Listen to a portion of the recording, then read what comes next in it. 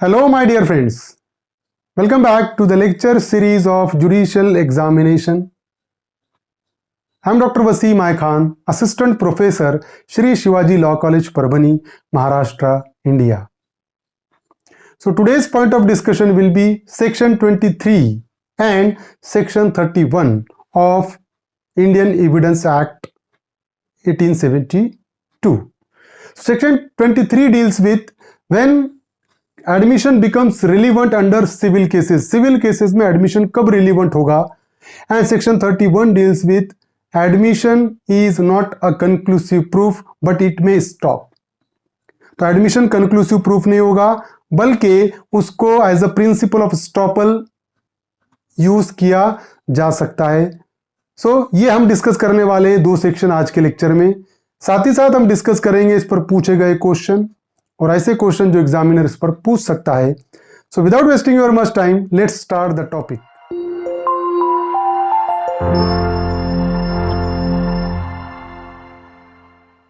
Admission section 23 of Indian evidence act 1872.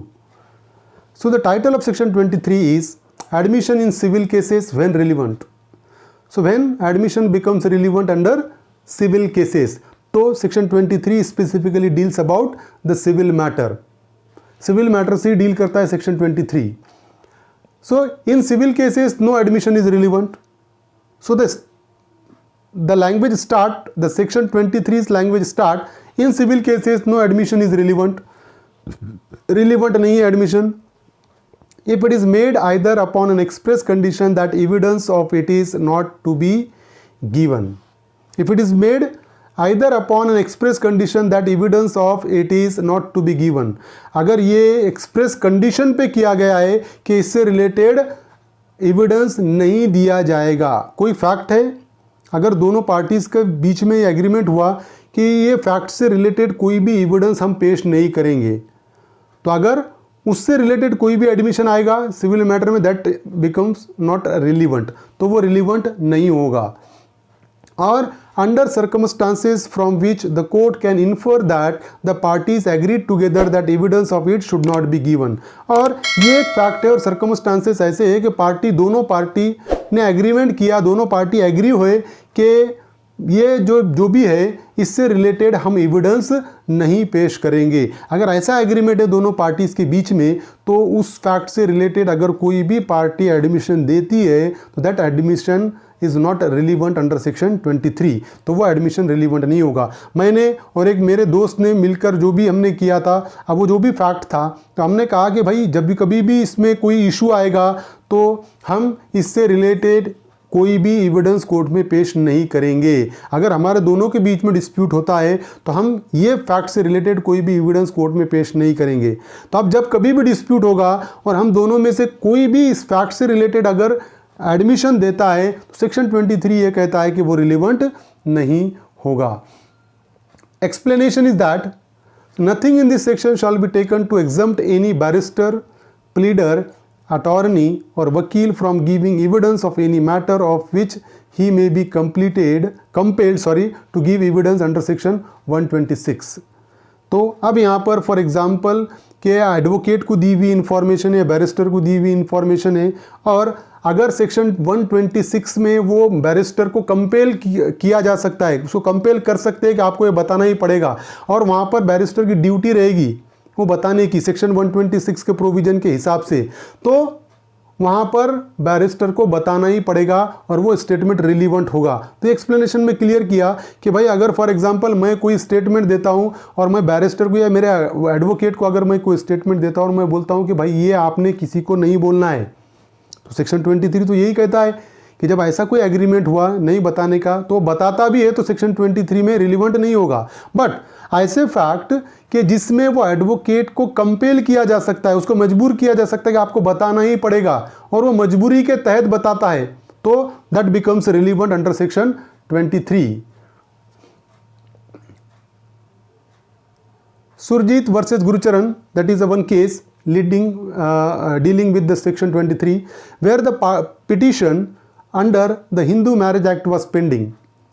कि यहाँ पर हिंदू मैरिज एक्ट में पिटिशन पेंडिंग थी। A letter written by one of the parties containing an admission of cruelty and seeking apology was filed. तो जब pending थी Hindu Marriage act का जो पिटिशन थी वो, a letter written by one of the parties containing an admission of cruelty and seeking apology was filed. तो जब वो पिटिशन पेंडिंग थी तो एक लेटर कोर्ट में पेश किया गया कि जिसमें एक पार्टी माफ़ी मांग रही है कि भाई जो कुछ भी मैंने आप पे जुल्म किया, क्रूअल्टी किया, उसके लिए मुझे माफ़ कर दो। अब वो जो लेटर था वो लेटर कोर्ट के सामने पेश किया गया। The letter was written during the period of negotiation for a compromise between the parties. तो ये जो लेटर था वो लेटर कब लिखा गया था? जब दोनों पार्टीज के बीच में कंप्रोमाइज की बात चल रही थी, नेगोशिएशन चल रहा था कि भाई किसी तरीके से दोनों के बीच में कंप्रोमाइज हो जाए। और वो कंप्रोमाइज के दौरान कि हम देखते हैं ना भाई कि जब कभी भी कंप्रोमाइज होने का है, जब कभी भी तड़जोड़ करने की है, तो हम पार्टीज को बोलते हैं कि भाई जो कुछ भी हुआ आप वो भूल जाओ। तो कोई पार्टी कहती है कि भाई ठीक है उसने मेरे अगेंस्ट में क्रूअल्टी किया था, उसने माफ़ीनामा दे देना चाहिए तो मैं उसे माफ़ कर दूंगी। तो ये नेगोशिएशन के दौरान उस पर्टिकुलर पार्टी ने, फॉर एग्जांपल हस्बैंड ने ये लेटर लिखा था कि भाई जो कुछ भी मैंने आप पे जुल्म किया उसके लिए मैं आपसे माफ़ी चाहता हूँ, और वही लेटर कोर्ट में पेश किया गया। अब हुआ ऐसा कि it was held that the letter is a privileged document and it may be inferred that the parties did not want to let in evidence in respect of the letter। तो ये जो था वो लेटर लिखा गया वो privileged document है और पार्टी उसका बेनिफिट नहीं ले सकती है, क्योंकि वो कंप्रोमाइज़ जब हो रहा था उस दौरान उसने लेटर लिखा था, तो that will not be used against the party. तो वो लेटर भले ही पेश किया गया कोर्ट में, लेकिन कोर्ट ने कहा कि नहीं ये प्रिविलेज्ड डॉक्यूमेंट है और ये तुम एज अ एडमिशन उस पर्सन के अगेंस्ट में यूज़ नहीं कर सकते।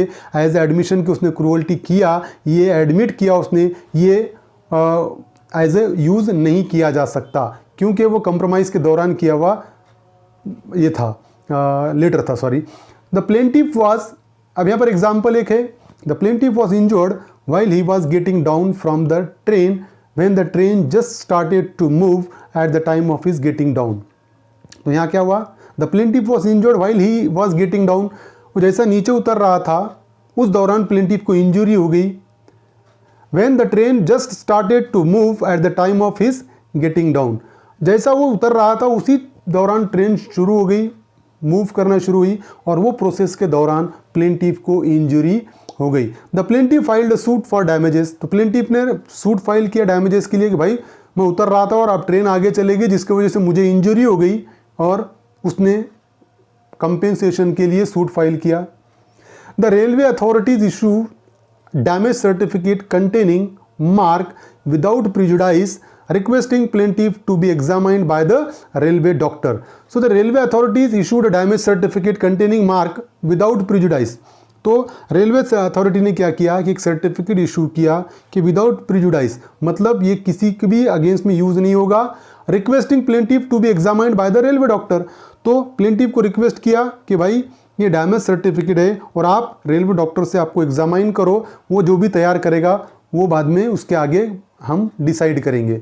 सो in an English case it was observe that the words without prejudice simply means this I make you an offer and if you do not accept it, this letter is not to be used against me। तो यहाँ पर क्या हुआ कि without prejudice का मतलब क्या हो रहा है कि I make you an offer, कि भाई मैं आपको एक ऑफर दे रहा हूँ कि आप जाओ और रेलवे डॉक्टर से आप इस सर्टिफिकेट एग्जामाइन करो और डैमेज कितना हुआ, आपको इंजरी कितनी हुई, उसका सर्टिफिकेट तैयार होगा। तो मैं आपको ऑफर दे रहा हूँ कि भाई रेलवे डॉक्टर के पास जाकर आप चेक करा लो। And if you do not accept it, अगर आप ये लेटर आपने एक्सेप्ट नहीं किया, this letter is not to be used against me, तो ये लेटर मेरे अगेंस्ट में यूज नहीं होगा। तो उसने स्पेसिफिकली लेटर जब लिखा, डैमेज सर्टिफिकेट लिखा, तो इसका मतलब ये बिल्कुल भी नहीं है कि उसने एडमिशन किया कि हाँ हमारे वजह से इनको इंजरी हुई। तो that is not an admission, it can not be used against the party. तो यहाँ पर ये हुआ the damage certificate is relevant and can not be used as evidence when a correspondence relating to a dispute was initiated by letter marked without prejudice. तो ये जो है वो जो लेटर है वो लेटर रेलवे अथॉरिटी के अगेंस्ट में यूज नहीं हो सकता एज एन एडमिशन, क्योंकि यहाँ पर स्पेसिफिकली मेंशन किया हुआ है विदाउट प्रिजुडाइस, ये मार्क के साथ उन्होंने लेटर दिया था, इसलिए उसके अगेंस्ट में यूज नहीं होगा। अब सेक्शन 31 भी हम डिस्कस करेंगे साथ ही साथ। Admissions not conclusive proof but may estop. Section 31 ये कहता है कि admission not conclusive proof but may estop. Admission are not conclusive proof of the matters admitted but they may operate as a estoppel. तो जब कभी भी कोई person admission देगा तो वो कंक्लूसिव प्रूफ नहीं होगा कि मैंने कहा कि फॉर एग्जांपल ये फैक्ट है, तो वो कंक्लूसिव प्रूफ नहीं है मेरा admission, but they may operate as a estoppel. But ये एज ए स्टॉपल ऑपरेट करेगा कि मैंने आज कोई चीज़ को एडमिट किया कि हाँ ये चीज़ है, आगे चल के मैं वो चीज़ को डिनाई नहीं कर सकता हूँ। जब कभी भी मैं आगे चल के डिनाई करूँगा तो कोर्ट मुझे रोक सकता है। Principal of estoppel will be applicable, कि मैं रोका जाऊँगा, मैं बाद में डिनाई नहीं कर सकता हूँ। But it is not a conclusive proof at all to decide my liability. मेरी लायबिलिटी डिसाइड करने के लिए एडमिशन कंक्लूसिव प्रूफ नहीं होगा, ये सेक्शन 31 में बताया हुआ है। सो अब सेक्शन 31 पे पूछा गया क्वेश्चन है, महाराष्ट्र जुडिशियल एग्जामिनेशन JMFC 2016 में पूछा गया क्वेश्चन है कि which of the following is an incorrect preposition, कि कौन सा इनकरेक्ट प्रिपोजिशन है। The first one is admission may be a statement oral और written. Admission is a conclusive proof of the fact admitted. Maker of the admission may prove that it was erroneously made, and admission can be used against its maker or his representative in interest. तो which of the following is an incorrect preposition? तो कौन सा incorrect preposition है? तो यहाँ पर हम explanation में देखेंगे admissions are not conclusive proof of the matters admitted, but they may operate as a estoppel. तो जो ये था कि एडमिशन में भी स्टेटमेंट और ओरल, ये तो है।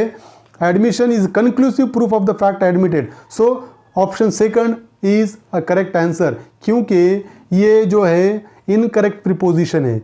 एडमिशन कंक्लूसिव प्रूफ कभी भी नहीं हो सकता है। Admission is not a conclusive proof that is mention under section 31।